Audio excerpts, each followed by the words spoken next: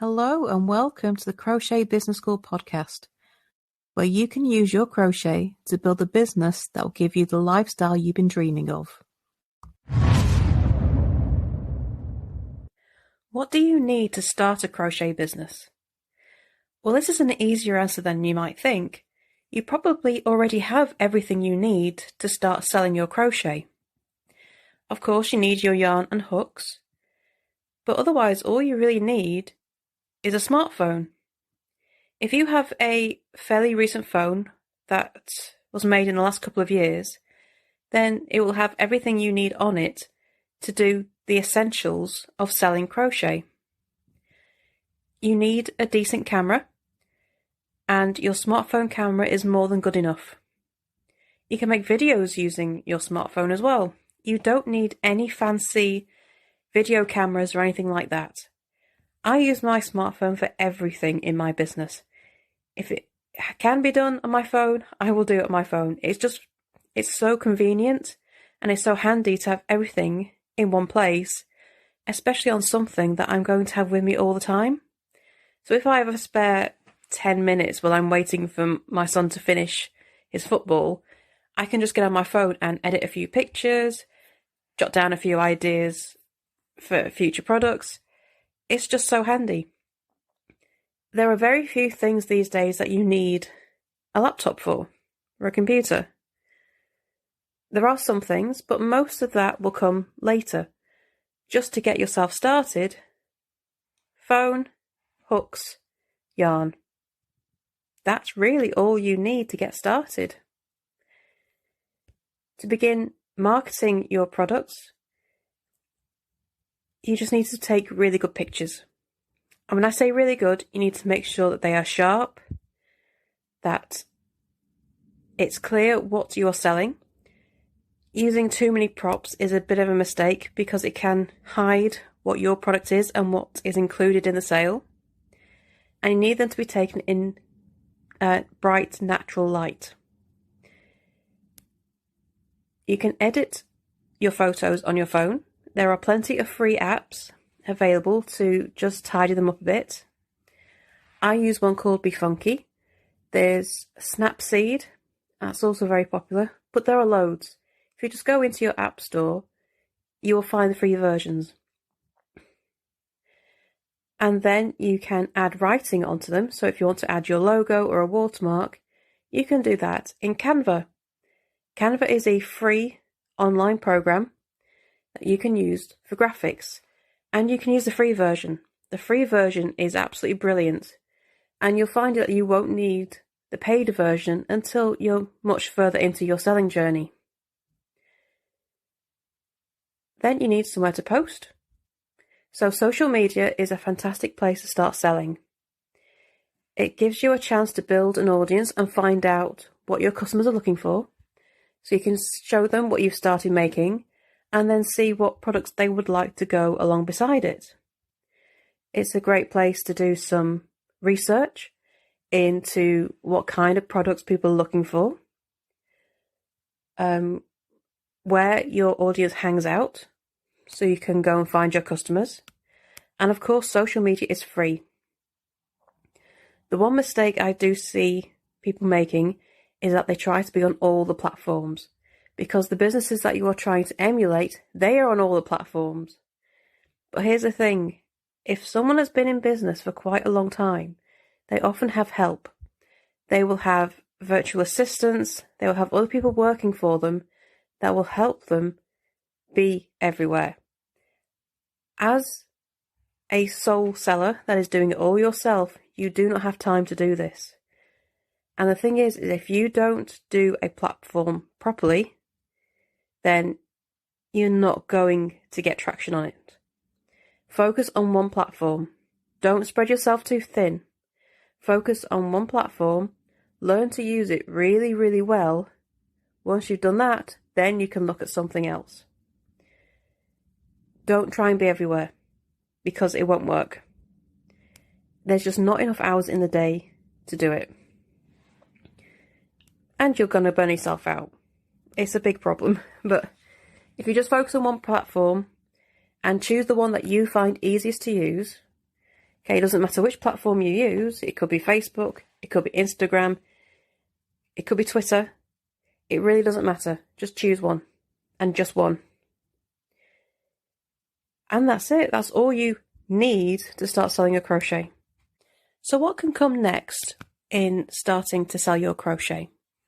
Well, you might also want to look at a site, a third-party site that you can start selling your crochet on. You may have heard of Etsy or Amazon Handmade, and these are third-party sites where essentially you're renting a space on their website that you can call your own. You have a link that you can post on your social media to direct people to your shop, and it has a more professional look. The advantage of having a space on these sites is that they also get you found in Google search results. The problem with social media is that they are not searchable. Unless you are local and so have the location in your name, or people already know your name, you can't have people find you on social media. They can't really search to find you. You have to go find your customers. But if you use third-party sites like Etsy and Amazon Handmade, then these sites are searchable. People can search for the type of product they're looking for, and yours will come up in the search results. And that will also apply to Google. You can appear in Google search results. And this means that customers can find you. It's less work.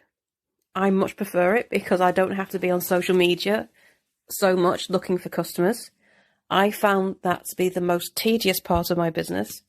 If you're an extrovert, it's much easier. But me, I'm very much an introvert, and I find that very hard. And so I found much more success using Etsy. Now, using these third-party sites, you do need to know about SEO and keywords, which can sound quite scary and mumbo-jumbo, but essentially it's just describing what your product does. It's about describing who it's for, what it looks like, what it's made of, and just knowing what your customers will be typing into that search box. If you know what they're searching for, use it. So if you're making, say bright pink woolly hats, then you're going to put in your descriptions and your titles, pink woolly hat. Nobody's searching for crochet. That is the secret, is that the fact that it's crochet is not important. What is important is that you're making a pink woolly hat, because that's what people will be searching for. So yes, you should be proud that you are crocheting. Yes, you should be proud of your expertise, but just be aware that your customers don't care. That can be quite a harsh thing to hear, but what your customers care about is that the product will do the job that they want and will look the way they want. Yes, they may love the look of crochet, but it is unlikely that they are searching for crochet hats. It's more likely that they are searching for pink woolly hats, and then they will click on the picture they like best. So that is something to bear in mind if you go down this route. Do these sites charge? Well, they're a bit like eBay. They will charge you for the initial listing, but then you don't have to pay any more money until you make a sale, which makes them actually really cheap to use. And it's a lot more cost effective than you may realise. Yes, there are fees once you sell, and there are a lot of people who complain about those fees, but it comes down to, do you make more sales on these third-party sites, or do you make more sales on social media? You need to choose what works for you. What works for one person will not work for another. Social media selling didn't work for me, but it works for plenty of other people. Selling on Etsy worked for me, but it didn't work for others. There are lots and lots of options out there for you, but you need to decide what will work for you, what you like doing. Your business should not be a chore, otherwise you're not going to get anywhere. What do you find easy? What do you find difficult? And unfortunately, there are no hard and fast answers. Building your business is about you. How do you want to do it? How do you enjoy doing it? You kind of have to try things to find these out, and that means you will make mistakes, but what matters is what you learn from those mistakes. So I'm here to give you your options.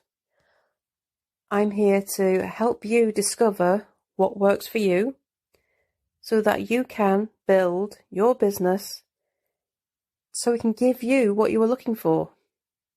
Whether that be more time with the kids, whether that be so you can quit the day job and have more time and freedom to do what you choose, whether that be just to raise some extra cash so you can go on holiday or buy more the Christmas presents.